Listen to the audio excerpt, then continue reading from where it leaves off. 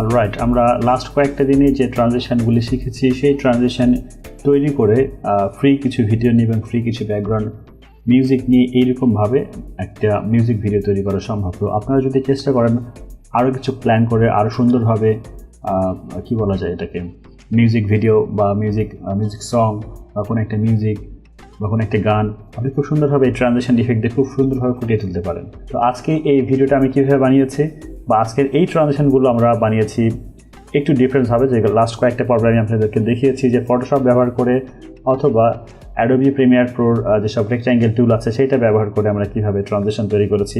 আজকে তার একটু ডিফারেন্ট হবে, আজকে আমরা এসেনশিয়াল গ্রাফিক্স ব্যবহার করেছি, এসেনশিয়াল গ্রাফিক্স প্যানেল ব্যবহার করে আমরা কিছু ট্রানজিশন ইফেক্ট তৈরি করেছি প্রিমিয়ার প্রোতে এবং সেইগুলোকে ইউজ করে আমি মিউজিক ভিডিওটা বানিয়েছিলাম যেটা আপনারা প্রথমে দেখেছেন। তো আমরা চলেন শুরু করে দিই এরকম একটা ট্রানজিশন ইফেক্ট তৈরি করার জন্য। তো ফুল টিউটোরিয়ালটা আসলে হবে না, কারণ আমার টিউটোরিয়ালটাই এমনিতেই অনেক বেশি লম্বা হয়, আজকেও হবে। তো আমি যদি পুরোটা তৈরি করতে যাই জানি না কার ধৈর্য থাকবে এটা দেখার জন্য। তো চলেন আমি একটা ট্রানজিশন তৈরি করি, বাদ বাকিগুলোর প্রসেসটা ঠিক সেম, আপনারা ঠিক সেইভাবে যদি তৈরি করতে পারেন আশা করি পারবেন। যদি ভিডিওটা মনোযোগ সহকারে দেখেন অবশ্যই পারবেন। তো একটা কথা বলে রাখি, যদি আপনি আমার চ্যানেলটা এখনও সাবস্ক্রাইব না করে থাকেন, মিস করছেন, সাবস্ক্রাইব করে ফেলেন এবং পাশে বেল বাটনে প্রেস করতে ভুলবেন না। শুরুতে একটা সিকোয়েন্স নিয়ে কাজ করবো, চলে যাবো নিউ সিকোয়েন্সে, কারণ এটা যা আছে আমি হাত দিতে যাচ্ছি না। নিউ একটা সিকোয়েন্স নিয়ে কাজ করছি, নিউ সিকোয়েন্স 2, এবং আমার যে সিকোয়েন্স সেটিংটা আছে এটা হচ্ছে 1920x1080 পিক্সেলের। তো আমি ওকে প্রেস করে দিলাম এবং আমার পুরনো যে প্রজেক্টটা আছে সেই প্রজেক্ট থেকে যদি আমি কিছু ভিডিও দেখি, যে আমি দুইটা বা একটা ভিডিও নিয়ে কাজ করতে চাই, আমি সেখান থেকে জাস্ট একটা বা দুইটা ভিডিও নিব এখানে। আমি এখান থেকে স্টক ফুটেজেস এই যে ভিডিওটা আমার এখানে আছে আমি এই ভিডিওটা নিচ্ছি, ওকে, যে সেটিংটা আছে সেটা রাখলাম এবং পাশাপাশি আমি এখান থেকে একটা ভিডিও নিচ্ছি। তো আমি এই দুইটা ভিডিওর মাঝখানে একটা ট্রানজিশন ইফেক্ট দিতে যাচ্ছি, দুইটা ভিডিও দুই ক্যাটাগরির, ঠিক আছে। আচ্ছা, আমি যেটা করেছিলাম ঠিক এই যখন এখানে হেঁটে চলে যাবে, জাস্ট এখানে আমি একটু কেটে ক্লোজ করে দিই এবং এটাকে রিঅ্যারেঞ্জ করে ফেলি, ফাইন। তো এই যে দেখেন একটা ভিডিও থেকে একটা যখন যাচ্ছে একটু অড লাগছে, তো আমি চাচ্ছি যে এর মাঝখানে একটা ট্রানজিশন ইফেক্ট আমি তৈরি করব। তো কীভাবে তৈরি করব? তো চলেন আজকে শুরু করবো এসেনশিয়াল গ্রাফিক্স। যদি আপনার এসেনশিয়াল গ্রাফিক্স প্যানেল এখানে না দেখতে পান, যেটা করবেন উইন্ডোজে ক্লিক করবেন, উইন্ডোজ থেকে আপনার এখানে এসেনশিয়াল গ্রাফিক্স আপনি এখানে দেখতে পাবেন। কোথায় এসেনশিয়াল গ্রাফিক্স? এই যে এসেনশিয়াল গ্রাফিক্স, টিকচিহ্নটা দিয়ে দিলে আপনার বাম পাশে এভাবে চলে আসবে। তারপরে যদি না আসে তাহলে বুঝতে হবে যে আপনি যে অ্যাডোবি প্রিমিয়ার প্রো ভার্সনটা ইউজ করছেন মেবি সেটা 2018 অথবা 19 অথবা 17 নয়, তার থেকে পেছনের ভার্সন। যদি না পান অবশ্যই আপনি আপনার প্রিমিয়ার প্রোটাকে আপগ্রেড করে নিন। যেটা করব, শুরুতেই আমরা এই যে ফ্রেম সাইজটা আছে এটাকে 25% রাখবো এবং এখান থেকে একটা রেক্ট্যাঙ্গেল আমরা শেপ নিয়ে নিব এবং রেক্ট্যাঙ্গেল শেপ নেওয়ার পরে দেখা যাচ্ছে যে আমার এটা একটু এলোমেলো হয়ে গেছে। আমরা যে কোনো একটা জায়গাতে ক্লিক করবো, দেখা যাচ্ছে আমরা এডিটিং মোডে চলে আসি, এখান থেকে যদি আমরা আবারও ব্যাক করে এসেনশিয়াল গ্রাফিক্সে আসি দেখবো এটা ঠিক হয়ে গেছে। এটা হচ্ছে প্রিমিয়ার প্রোর একটা ছোটোখাটো একটা বাগ যেটা এখনও সে ক্লিয়ার না করে 2019-এ চলে গেছে। তো আমরা এটাকে চাচ্ছি যে ফুল সাইজ করে ফেলার জন্য, ওকে, সেন্টার করছি এবং আমরা আর একটু বড় দরকার আমাদের এখানে। আচ্ছা, আর একটু বড় দরকার, একটু এই পাশে দরকার। অলরাইট, আমরা একটা রেক্ট্যাঙ্গেল শেপ এখানে নিয়েছি এবং কালারটা আপাতত এটা দিয়েছি। যদি আপনার এই কালার পছন্দ না হয় আপনি আপনার পছন্দ মতো যে কোনো একটা কালার এখানে চয়েস করতেই পারেন। তো আমি এখানে একটু অরেঞ্জ কালারটা নিয়ে নিই, অরেঞ্জের দিকে যাবে একটু হালকা। এই কালারটা একটু বেশি হয়ে গেছে, আর একটু ব্রাইট কালার। আচ্ছা, এই কালারটা আমি এখানে সিলেক্ট করলাম। তো আপনি আপনার পছন্দ মতো কালার সিলেক্ট করতে পারেন। তো আমি যেমন ফার্স্ট যেটা করব সেটা হচ্ছে যে এখানে আমার যেই রোটেট পজিশনটা আছে এটা আমি 45 ডিগ্রি করে দেখি যেটা কেমন হয়। এরপর এটাকে যদি আমি সেন্টার বরাবর নিয়ে আসি তাহলে দেখতে ঠিক এরকম লাগছে। তো আমি এটাকে আরও একটু রোটেট করবো, এখানে ঠিক এইভাবে রোটেট করব এবং এটাকে সেন্টার নিয়ে দেখবো যেটা আমার ঠিক এরকম আছে। তো এখন যেটা করব, আমি চলে যাব সরাসরি আমার ইফেক্ট কন্ট্রোল প্যানেলে। এখান থেকে যাওয়ার পরে এই যে পজিশন প্রপার্টিসটা আছে আমরা এটা নিয়ে কাজ করব। তো আমি চাচ্ছি শুরুতে আমার পজিশন প্রপার্টিসটার যে ভ্যালু আছে সেইটা একদম ডান দিকে চলে যাবে এবং এখানে আমরা একটা টাগল অ্যানিমেশন নিয়ে নিচ্ছি এবং আমার ফ্রেমের শেষে যখন আসবে তখন আমরা যেটা করব এটাকে ঠিক ডান দিকে নিয়ে নিব। বুঝতে পারছেন কি হলো, আগের মতো ঠিক লেফট টু রাইট সেটাকে আমার মুভ করবে, এইরকমভাবে যাবে, খুব স্লোলি যাচ্ছে। এটাকে আমরা ফাস্ট ফরওয়ার্ড পরে করছি। আমি এখানে রাইট বাটন ক্লিক করে এখান থেকে অ্যাজ ইউজুয়াল আপনি ইজ ইন অথবা ইজ আউট নিয়ে কাজ করতে পারেন। আমি এখন নিয়েছি অটো ব্রাজিল এবং এখানেও সেট করে দেবো হচ্ছে আমি অটো ব্রাজিল। এরপর আমি একটু কাস্টমাইজ করব নিজের মতো করে। আমি অলওয়েজ এইরকম একটা শেপ করতে পছন্দ করি। আপনি চাইলে আপনার ইচ্ছা মতো একটি শেপ এখানে করতে পারেন। তো নাও আমাদের ট্রানজিশনটা ঠিক এরকমভাবে চলে যাচ্ছে। অলরাইট, তো আমরা যেটা করব, আমরা ঠিক এইখান থেকে, আচ্ছা এই অডিও প্যানেল যেহেতু আমাদের লাগছে না, আমি একটু ছোটো করে নিই।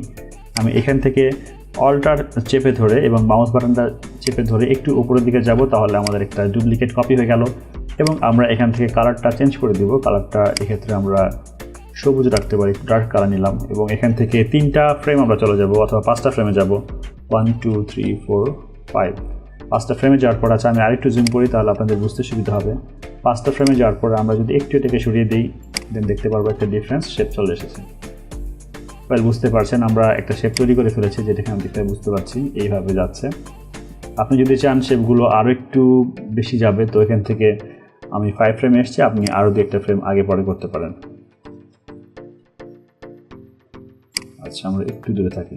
তো আমি এ পর্যায়ে আরও একটা শেপ নিয়ে নিব এবং ঠিক একই রকমভাবে কালারটা সিলেক্ট করবো। এবার একটু হোয়াইট কালার নিলাম এবং আমি 1 2 3 4 5টা শেপে চলে গেলাম, ব্যাক দিলাম। আবার আমি একটা হোয়াইট নিলাম, তারপরে এবার হচ্ছে আমি এটাকে কালার দিব হচ্ছে আপনার ইয়েলো। আমি এটাকে আবার একটু সরাই দিলাম 1 থেকে 2 ফ্রেম, 1 2 3 4 5, 5টা ফ্রেম সরাই দিলাম। এবার যদি আমি খেয়াল করে দেখি, তো আমার অ্যানিমেশনটা ঠিক দেখতে এরকম হচ্ছে। অলরাইট, তো আমি মোটামুটি এইরকম ইফেক্টটা এখানে চাচ্ছি, এইরকম একটা ট্রানজিশন আমি তৈরি করি। কারণ গত কয়েকটা কালার যেগুলো তৈরি করেছিলাম, ওই কালারগুলো তো আপনি অলরেডি দেখেছেন। তো একটা হজবরলা কালার আমি নিলাম পুরো প্ল্যানিং ছাড়াই। তো আমি রাইট বাটনে ক্লিক করছি, ক্লিক করে শেষে যে লেয়ারটা আছে এটার একটা আমি কপি করে নিলাম। কপি করার পর যেটা করবো, এই সবগুলোকে সিলেক্ট করে এখানে একটাকে নেক্সট করে নেব আমি। তো আমি কোনো নাম দিচ্ছি না, আপনি আপনাদের প্রজেক্টের মনে রাখার সুবিধার্থে যে কোনো একটা নাম দিতে পারেন। আমি এখানে নেক্সটটাকে করে ফেললাম। নেক্সট করার মানে কি হলো, আমার যতগুলো লেয়ার নিয়েছি সবগুলো লেয়ার এখন আমার সিঙ্গেল লেয়ারে কনভার্ট হয়ে গেল। আমি আবার প্লে করে দেখি, ঠিক এরকমভাবে আমার লেয়ার চলে এসছে। এখন আমি যেটা করব, আমার দেখা যাচ্ছে যে আমি ট্র্যাক 1-এ আছি। তো আমি কোনো রকম ট্র্যাকগুলোকে সিলেক্ট না করে আমি যেটা করব, আমি একবার ফার্স্ট ফ্রেমে চলে যাব।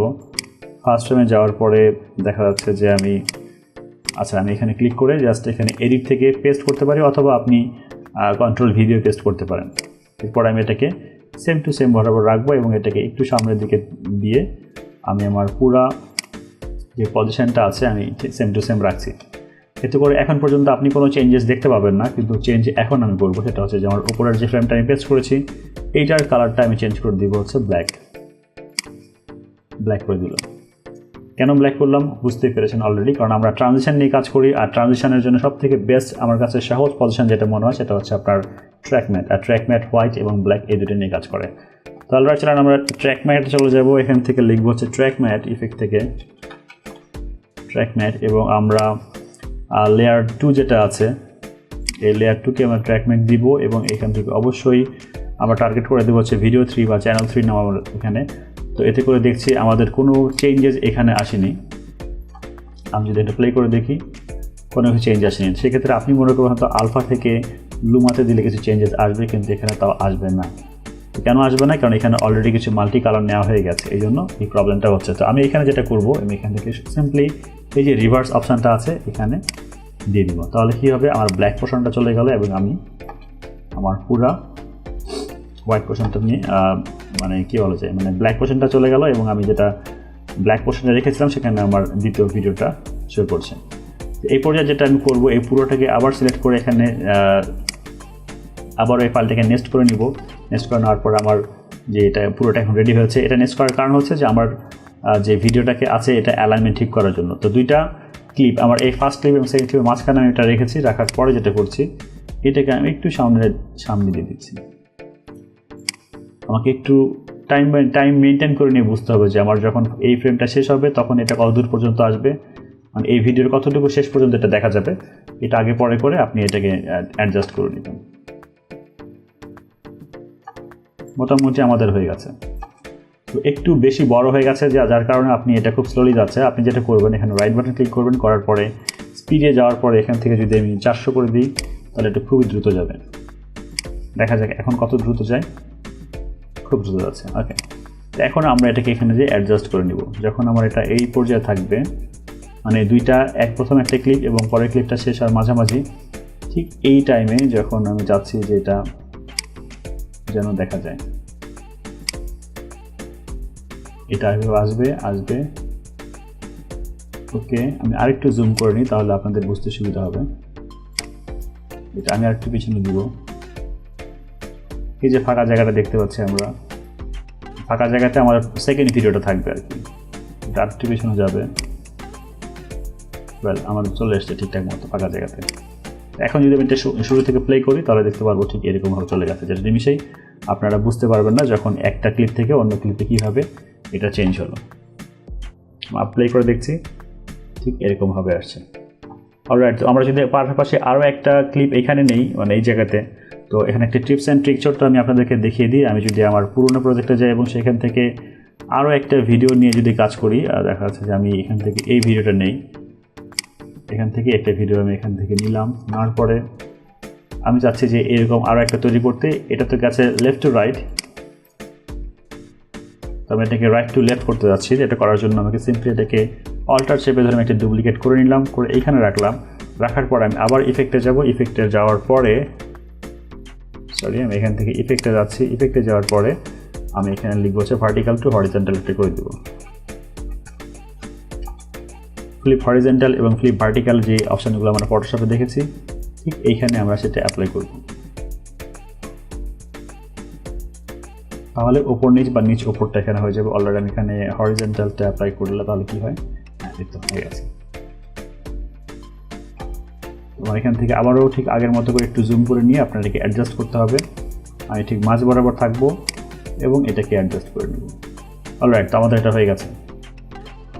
তো এইভাবে আমরা কিন্তু খুব সিম্পলি কিছু কাজ বা কিছু ট্রানজিশন যদি আগে থেকে তৈরি করে রাখি এবং সেই ট্রানজিশনগুলো কিন্তু আমাদের এখানে যেটা আমি এটাকে ডুপ্লিকেট করতে ভুলে গেছি, তো কন্ট্রোল জেড দিয়ে আমি আবার পূর্বের অবস্থানে ফেরত যেতে পারি। ওকে, হ্যাঁ, পূর্বের অবস্থানে ফেরত চলে এসেছি। আচ্ছা, আমার একটা ডুপ্লিকেট করা হয়েছিল না, এইগুলো একটু খেয়াল রাখতে হবে। যদি কোনো একটা কাজ ভুল হয়ে যায়, সেই পুরো কাজটা আবারও করতে একটু বিরক্তি লাগে। আচ্ছা, আমরা অন্য একটা এখান থেকে ভিডিও ফুটেজ নিয়ে নিই এবং এটাকে আমরা যদি এখান থেকে আমাদের ইফেক্ট প্যানেলে যাওয়ার পরে হরিজন্টাল দিয়ে দিই, সেটা অলমোস্ট চেঞ্জ হয়ে যাবে। তো আমি আশা করছি যে আপনি বুঝতে পেরেছেন যে কীভাবে এইসব ট্রানজিশন তৈরি করা যায়। আপনি যখন ফ্রি থাকবেন অনেকগুলো তখন ট্রানজিশন তৈরি করে রাখবেন, তৈরি করে সেগুলোকে সেভ করে রাখবেন। তাহলে কোনো প্রজেক্ট প্যানেলে যখন আপনি কাজ করবেন, সেই কাজগুলি করতে আপনার কোনো ব্রেক পেতে হবে না। তখন আপনি ঠিক এরকমভাবে কাজগুলি খুব ইজিলি করতে পারেন।